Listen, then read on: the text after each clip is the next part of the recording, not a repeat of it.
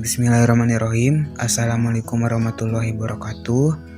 Perkenalkan, kami dari kelompok 12 dengan anggota Alia Hernita Syahdan, nomor induk 12030300016, Arfa Raihandi Agustin dengan nomor induk 12030300025, Bobi Solihin dengan nomor induk 12030300034, Cinta Nuraini Agustin dengan nomor induk 12030303138. Di sini kami akan mempresentasikan tentang fikih munakahat. Fikih munakahat merupakan kata menjemuk dari kata fikih dan munakahat, yang dalam bahasa Indonesia disebut hukum perkawinan Islam. Perkawinan atau pernikahan dalam literatur fikih disebut dengan dua kata, yaitu nikah dan jawaz. Kedua kata ini selain digunakan dalam kehidupan sehari-hari orang Arab, juga dapat terdapat dalam Al-Quran dan hadis Nabi. Secara etimologis, kata an-nikah dan al-jawaz dapat berarti ad-damu wa al-jam'u, yang berarti bergabung atau berkumpul, al-wat'i atau bersetubuh, dan al-aqd. Kemudian ada perkawinan dalam Undang-Undang Perkawinan. Pengertian Undang-Undang Perkawinan yang dimaksud dalam tulisan ini adalah peraturan-peraturan hukum yang mengatur perbuatan-perbuatan hukum serta akibatnya antara dua pihak, yaitu pria dan wanita. Yang dimaksud hidup bersama untuk waktu yang lama, termasuk peraturan-peraturan lain yang terikat dengan pelaksanaan perkawinan. Peraturan-peraturan perkawinan yang ditetapkan melalui undang-undang adalah: pertama, Undang-Undang Nomor 1 Tahun 1974 tentang perkawinan yang diundangkan pada tanggal 2 Januari 1974, yang merupakan hukum materi dari perkawinan dengan sedikit menyinggung acaranya. Kedua, Peraturan Pemerintah Nomor 9 Tahun 1975 tentang pelaksanaan Undang-Undang Nomor 1 Tahun 1974 yang ditetapkan pada tanggal 1 April 1975. Ketiga, Undang-Undang Nomor 7 Tahun 1989 tentang Peradilan Agama diundangkan pada tanggal 29 Desember 1989. Pengertian perkawinan dalam Undang-Undang Perkawinan disebutkan dengan: perkawinan adalah ikatan lahir batin antara seorang pria dengan seorang wanita sebagai suami istri dengan tujuan membentuk keluarga atau rumah tangga yang bahagia dan kekal berdasarkan ketuhanan yang Maha Esa. Untuk selanjutnya ada pengertian perkawinan.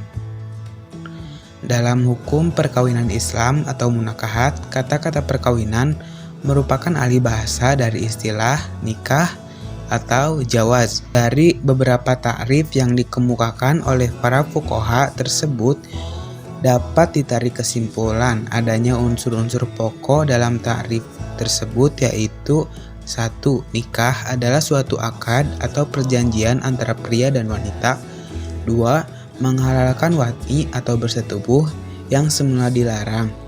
Ketiga, akad memenuhi syarat dan rukunnya seperti dengan sigot nikah, tajwid atau terjemahnya. Selanjutnya ada tujuan melakukan pernikahan. Seperti termuat dalam pasal 1 Undang-Undang Nomor 1 Tahun 1974 yang berbunyi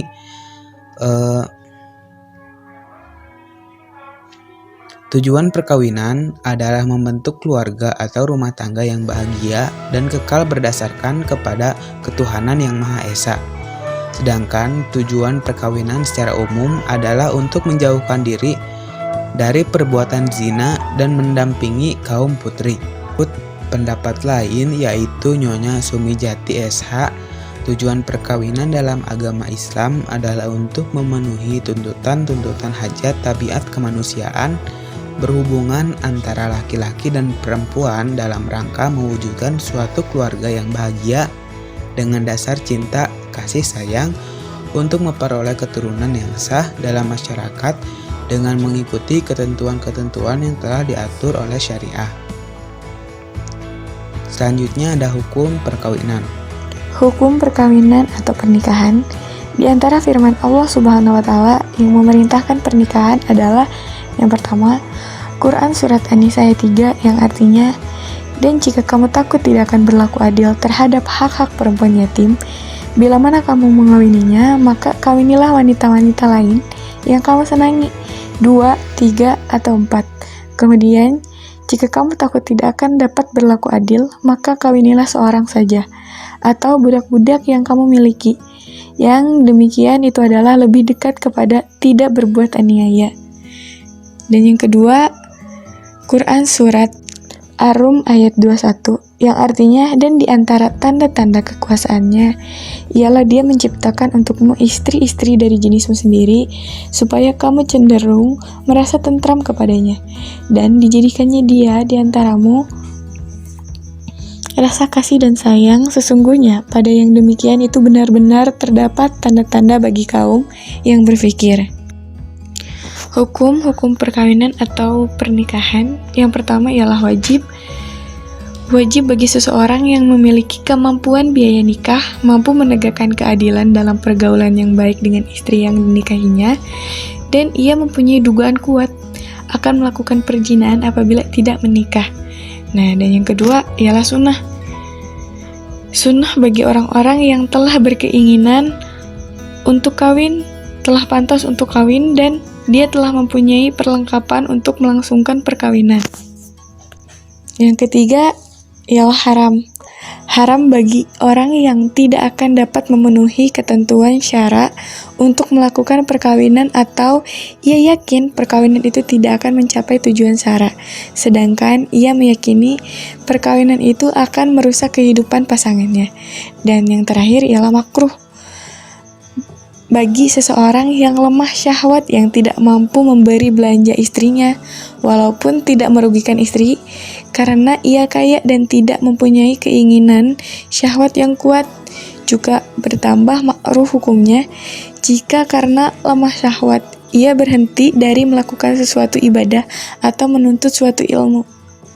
Selanjutnya ada konsep hitbah, lamaran atau pinangan.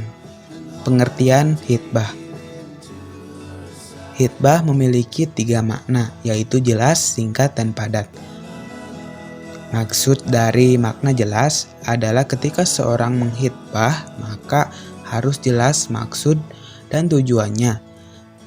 Sedangkan makna dari singkat dan padat ialah jika ia melangsungkan peminangan, maka alangkah baiknya untuk menyegerakan waktu dan akad supaya tidak timbul kekhawatiran akan sesuatu yang tidak diinginkan atau terjadinya fitnah.